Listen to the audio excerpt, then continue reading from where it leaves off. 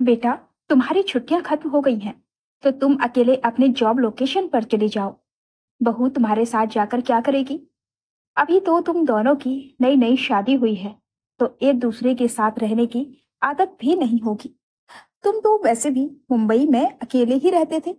बहू को कुछ दिन हमारे पास भी छोड़ दो, फिर बाद में तो तुम दोनों को सारी जिंदगी एक साथ रहना ही है। और बीच बीच में तुम घर आते रहना। मुंबई से दिल्ली दूर ही कितनी है? ऐसा कहकर उमा जी न्यूज़पेपर के पन्ने पलटने लगी, मानो उन्होंने कितनी सामान्य बात कह दी हो। ये सुनकर नई नवेली बहू मिताली की आंखों में आंसू आ गए। उसकी शादी को अभी एक सप्ताह ही हुआ था। पति की छुट्टियां खत्म हो गई थीं, तो वो वापस जा रहा था। मिताली का भी बड़ा मन था कि वो भी पति के साथ ही चली जाए, क्योंकि घर में देवर और ननद तो थे ही सास के साथ। लेकिन उमा जी बहू को बेटे के पास नहीं भेजना चाहती थी। मिताली तो सपने संजोई बैठी थी कि पति के साथ खूब प्यार से रहेगी। अब सास के कारण उसके सारे सपने टूट से गए थे। वो सिर झुकाकर कमरे में गई, तो अमित भी परेशान होकर उसके पीछे आया। उसे देखते ही वो उससे लिपट गई और कहने लगी, मुझे तो तुम्हारे बिना अच्छा ही नहीं लगेगा। अमित भी भरे गले से बोला, मुझे भी अच्छा नहीं लगेगा वहां पर। मैंने तो सोचा था कि शादी के बाद तुम्हें साथ ही लेकर जाऊंगा। वहां अकेले फ्लैट में मुझे जरा भी अच्छा नहीं लगता है। वो दोनों सगाई के 6 महीने तक एक दूसरे से बातचीत करते हुए काफी करीब आ गए थे, और दोनों ने ही अरमान सजा रखे थे कि शादी के बाद खूब जोर शोर से अपने फ्लैट को सजाएंगे, एक दूसरे के साथ समय बिताएंगे। मिताली तो कई बार कल्पना कर चुकी थी कि किस तरह वो मुंबई में किचन में खाना बनाएगी, तो अमित भी उसकी मदद करेगा। दोनों साथ मिलकर खाना खाएंगे। उसने तो यहाँ तक सोच रखा था कि कुछ दिनों के बाद वो भी अपने लिए कोई जॉब देख लेगी और वहीं पति के साथ रहेगी, और ऑफिस जाने के लिए दोनों साथ निकलेंगे। छुट्टी वाले दिन तो दोनों हाथों में हाथ डालकर समुद्र के किनारे घूमेंगे। इन सारे सपनों पर पानी फिर चुका था।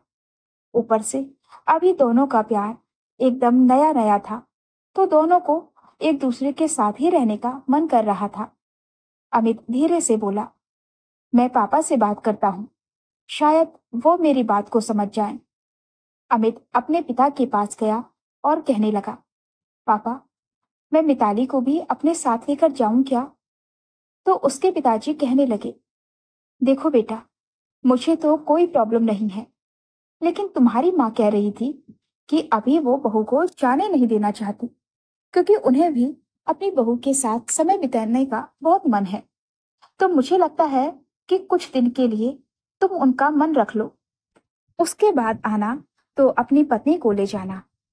अमित पिता की बात सुनकर खामोश हो गया, क्योंकि बोलने से कुछ फायदा था भी नहीं, और ज्यादा बहस करते हुए उसे थोड़ी शर्म भी आ रही थी। अब इस चक्कर में नए नवेले जोड़े के सारे अरमान कुचल दिए गए थे।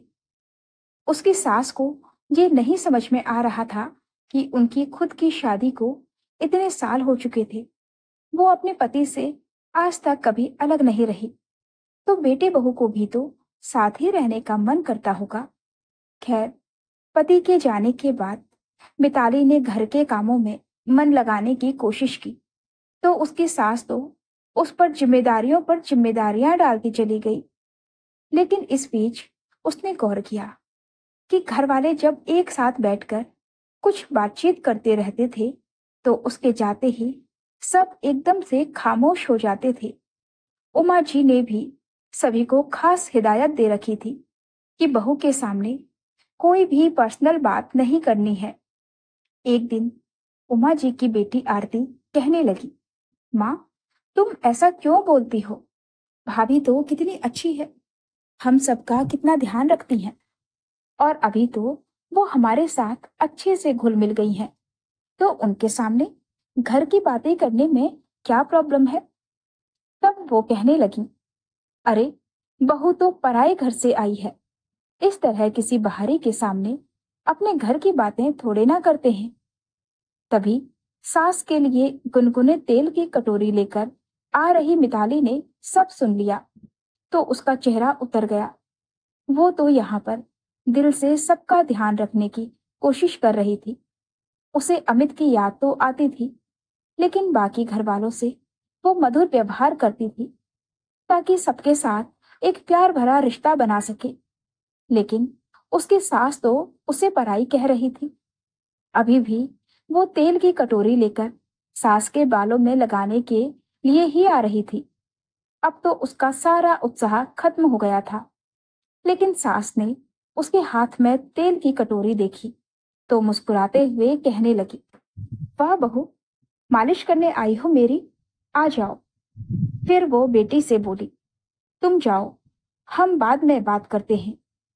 इस बात से मिताली की आंखों में आंसू आ गए, लेकिन उसने अपने सास और ननद से उन आंसुओं को छिपा लिया।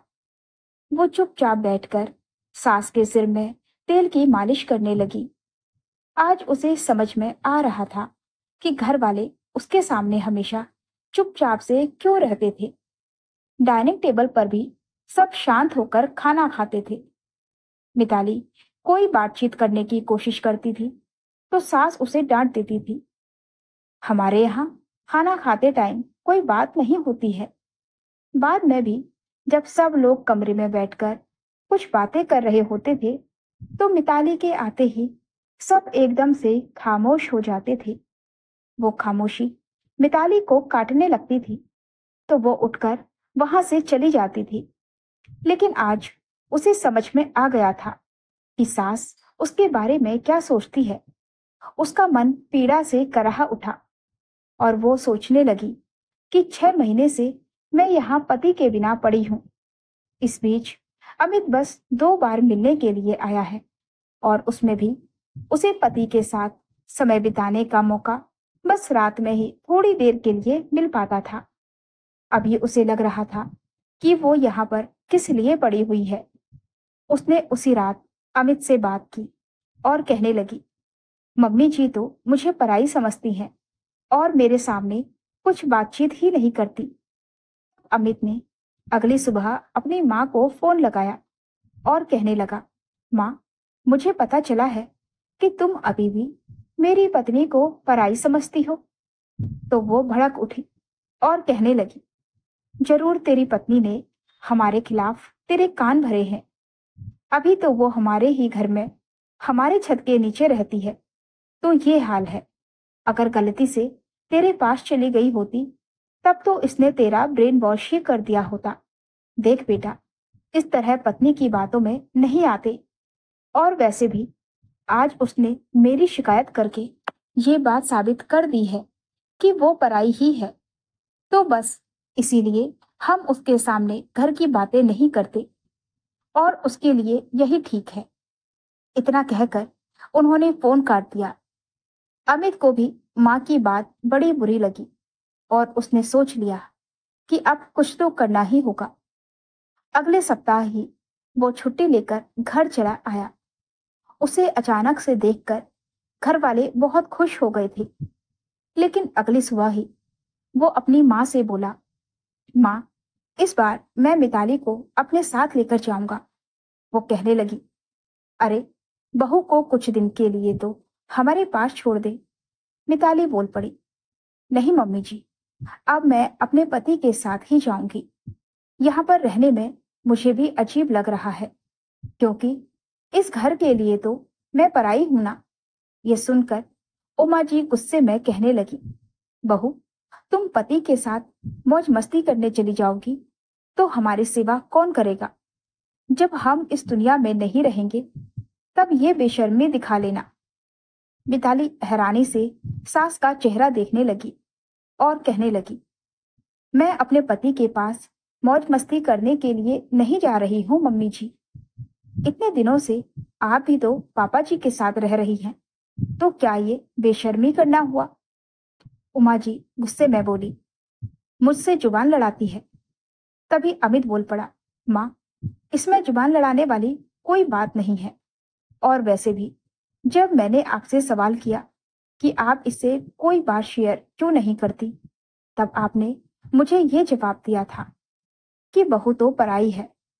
तो अगर बहू पराई है तो फिर इसे अपने घर में मत रखो ना, इसे मेरे साथ जाने दो। आपके लिए ये पराई हो सकती है, लेकिन मेरे लिए तो मेरी अर्धांगिनी है, मेरे ही अस्तित्व का हिस्सा है। तो बेकार में इसे आप लोगों के पास क्यों छोड़ूं मैं? ये सुनकर उमा जी हक्की बक्की सी रह गई। अमित के दृढ़ रवैये को देखकर उमा जी को हिम्मत ही नहीं हुई कि अब कुछ भी बोलकर बहू को रोकें। मिताली भी चुपचाप कमरे में जाकर पैकिंग करने लगी। उमा जी इस बात के लिए काफी दिनों तक अमित से नाराज रही, लेकिन अमित को भी माँ की नाराजगी से कोई फर्क नहीं पड़ता था, क्योंकि एक तो वो शुरुआत से ही बहाने बना बनाकर उसकी पत्नी को अपने पास रोके हुए थी, और ऊपर से उसे पराई भी बोल रही थी। तो उसे भी पत्नी के लिए कोई ठोस कदम उठाना ही था। मिताली भी अपने पति के पास जाकर खुश थी, वरना ससुराल में परायेपन वाले एहसास के साथ दिन भर काम करते रहने से उसे ऐसा लगता था जैसे वो ससुराल में कोई मुफ्त की नौकरानी हो, जिसे ना तो कोई सैलरी मिलती है, ना ही कोई सम्मान। दोस्तों, बहू को पराई समझकर उसे ताने देने और घर से अलग करने से परिवार का माहौल बिगड़ता है। हर बहू अपने पति के साथ जीवन बिताने का अधिकार रखती है, और वही उसका सबसे बड़ा सहारा होता है। अगर सास सच में परिवार को खुश देखना चाहती है तो बहू को अपनापन और उसे सम्मान देना होगा, तभी घर में प्यार और एकता बनी रह सकती है। तो दोस्तों, कहानी पसंद आई हो तो कमेंट में जरूर बताएं, और नई कहानियों के लिए हमारे चैनल नीलम स्टोरीज वॉइस को सब्सक्राइब करना बिल्कुल ना भूलें। मिलते हैं एक और नई कहानी के साथ। धन्यवाद।